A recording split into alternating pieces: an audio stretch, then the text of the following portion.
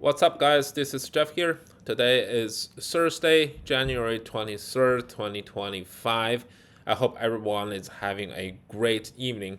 Today's video is a little later than usual, simply just because I was doing a lot of parenting stuff, picking up kids from school, and he's actually attending a late night activity in the school. So it took some time for me to really settle myself down and get ready for making this video for today. But all in all good. Let's focus on today's market's performance. I remember during my daily live broadcasting today, I was actually giving comments regarding the way that the three major indexes was performing. And during that time, because that broadcasting took place in the morning time for today, so I was actually giving comments about in my opinion, based on what I have observed, I actually think today it will be likely actually bigger chance or bigger possibility for three major indexes eventually ended up with a green zone, which means the index themselves will be higher than the day before. And they did. All of the three major indexes eventually turned into a green zone. The weakest one was Nasdaq. Nasdaq, it really took really long time for Nasdaq, struggling in the red zone. But eventually, when the market is about to close, eventually Nasdaq was up, and then it's up a little over than 0.2%.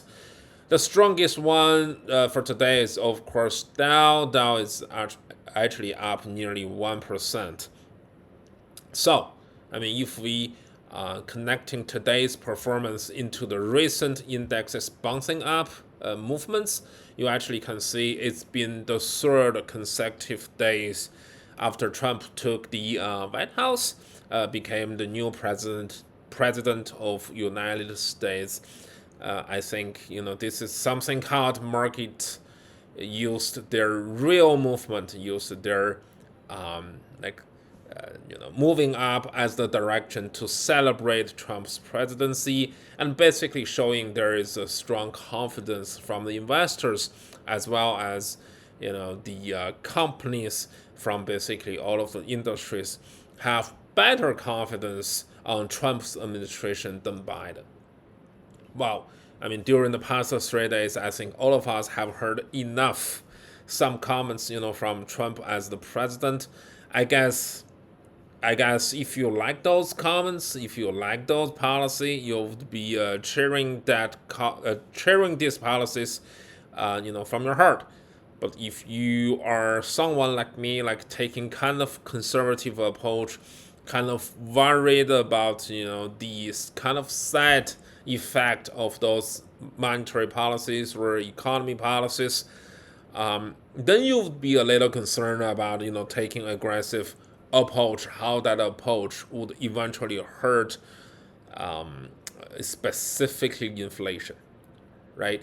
For example, today Trump was talking about tariff, of course, as usual, but he was also talking about giving pressures to Federal Reserve and asking Jay Powell and his leadership team from Federal Reserve taking immediate action on loosening the monetary policy, and then by cutting the rates, right? Is it gonna happen? I personally don't think so. As this kind of pressure going to make Jay Powell and his team feel like a little anxious, a little nervous, so to change their a little bit tight monetary policy direction right now. Being as an independent department, being as a very independent central bank, given also the fact that Jay Powell and Trump had some kind of beef during the first presidency period from Trump, I just don't think that pressure would work out quickly. So even though now we have the third consecutive day for the market going up, if we talk about the last week bounce up, you can clearly see for all of the three major indexes, the bouncing up thing is going pretty strong, and talking about Specifically, SPY 500 today it made is another historical high. But is this trend going to happen for even longer time in next, for example, tomorrow as the last trading day of this week, and then going to the next week when central bank will have their first FOMC meeting in 2025? Is this trend gonna continue in the Fed meeting week? I'm kind of doubting, right? I'm kind of concerned. So talking about overall for the indexes movement, I guess there's kind of cautious, conservative evaluation from Jeff right now. I would recommend if you have been able to, gain some money, if you have been able to increase your account value, then before next Wednesday, you would think of J. Powell is gonna talk, monetary policy again. He's gonna very likely express his concern, his leadership's evaluation about how many times rate cuts gonna happen in 2025. Are we gonna change very quickly from very tight, very aggressive monetary policy to kind of very loosening, very friendly monetary policy? Very, very unlikely it's gonna happen. So market is supposed to have some pressure during the middle of next week. So just be cautious. Now, even though today is kind of going up day, as I said, the third increasing days, the third green day in a row, but it's not a good day for us. It's actually absolutely not a good day for us at all. We are losing a little bit more than 2%. Of course, if you are familiar with Jeff's account, our first and second largest holdings kind of got jeopardized by a number of reasons, a couple of critical reasons behind that decline in terms of the price of the stocks. Talk about first one, Micron. Overall, if you kind of have NVDA or AMD or ASML, what type of the semiconductor stocks, you actually know because of the warning from Micron's rival company in Korea, they actually issued a kind of warning telling the investors that the entire chip/semiconductor markets are still experiencing some kind of the bottom of the industry. It may take a little bit longer time. It may take, I would say, a little more waiting time than those people who have a positive estimate or positive hypothesis on actually the entire industry is coming back up during the middle of 2025. So by issuing this type of warning, telling people this industry is full of the competition, and basically supplies right now is more actually than the demand.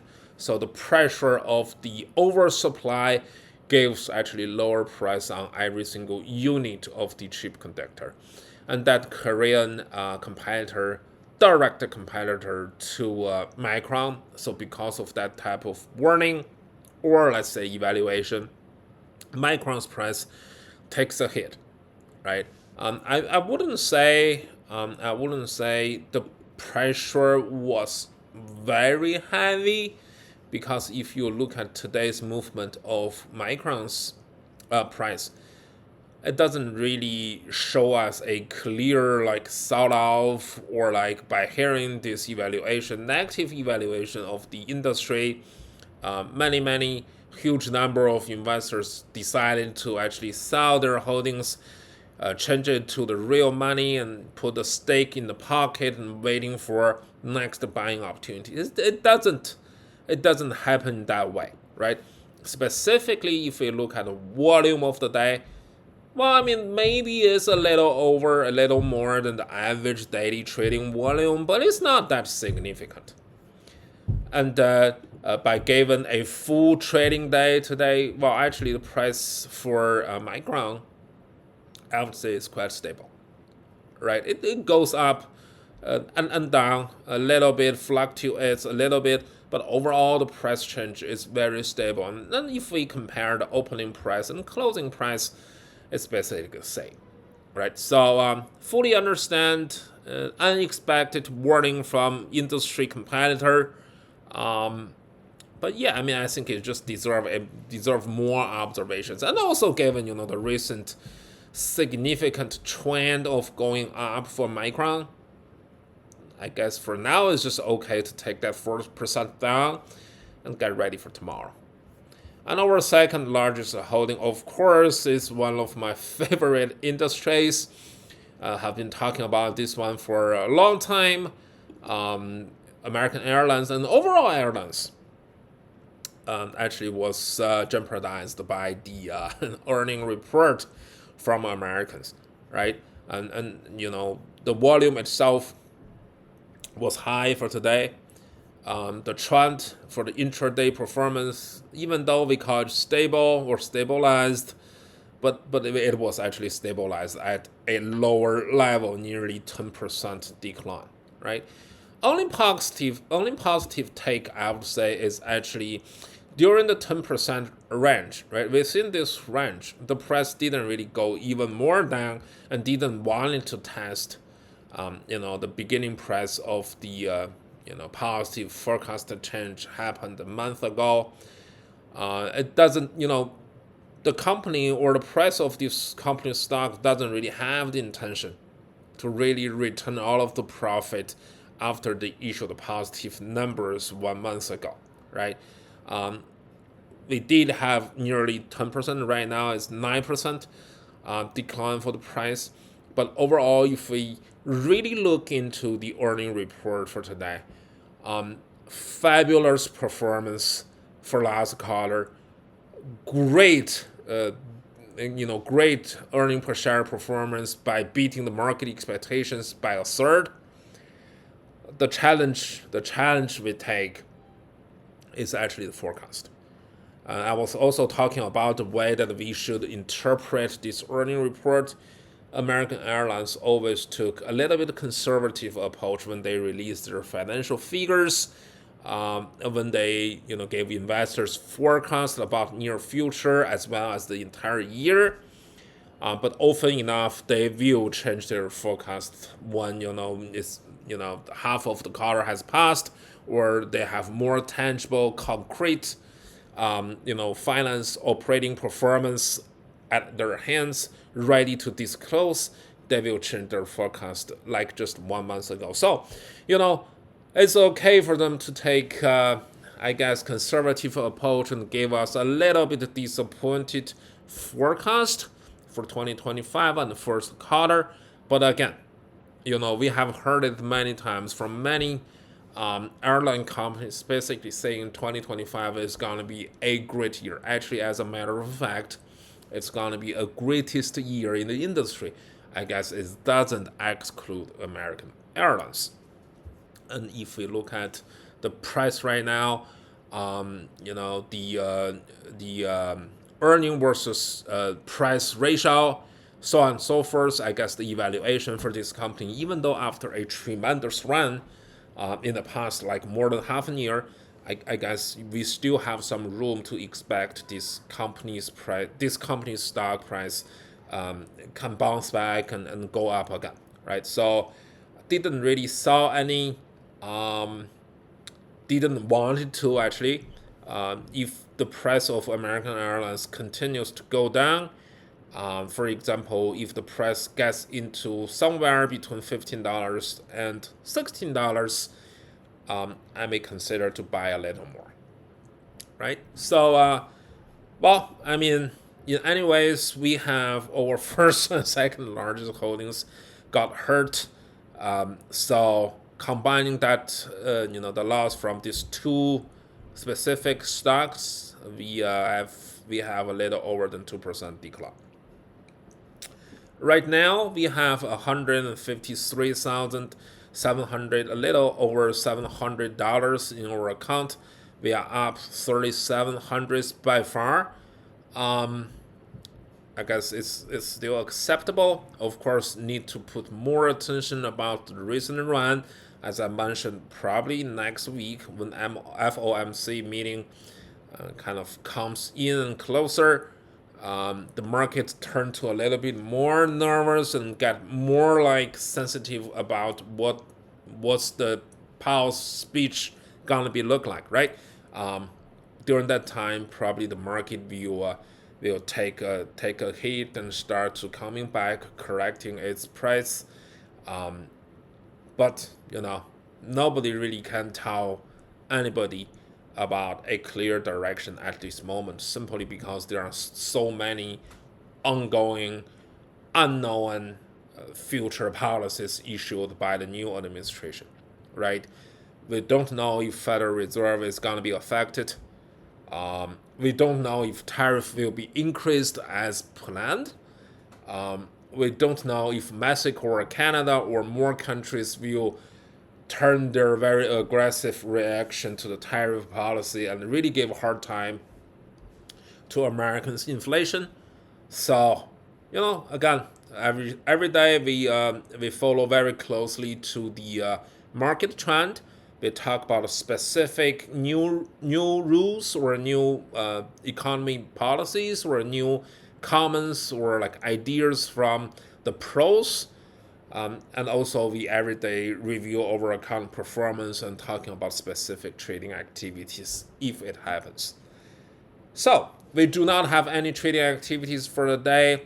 For the one that we purchased yesterday, FCX also had a kind of bumpy, but eventually not really bad day. Again, the earning report from FCX was really strong, no doubt about it. Better than expectations, double beat to market expectations. But again, the thing is actually, the entire industry, the entire basic material industry, kind of waiting for the new policy, waiting for the new trend. And especially for companies like AA or FCX, who has a large portion of their business globally, they're actually taking the tariff increase as a negative hit. So, even though the real performance, the real finance figures from FCX is super strong, we still have a bumpy day today. Especially for half the trading session, and then in the afternoon of today. The price went up a little bit, but still, booked a loss a little more than 1.5%. But I guess it's okay. We took the chance to take the positive numbers and digest negative impact of the tariff. Let's give this stock a little more time. Again, as I said, I think the price overall for this company is not overvalued, is not too high. So I guess from safety perspective, I'm willing to take it a little longer, right? Okay, this is pretty much for today.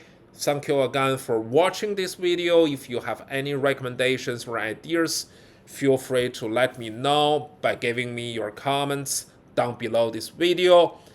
Without more, I will talk to you tomorrow.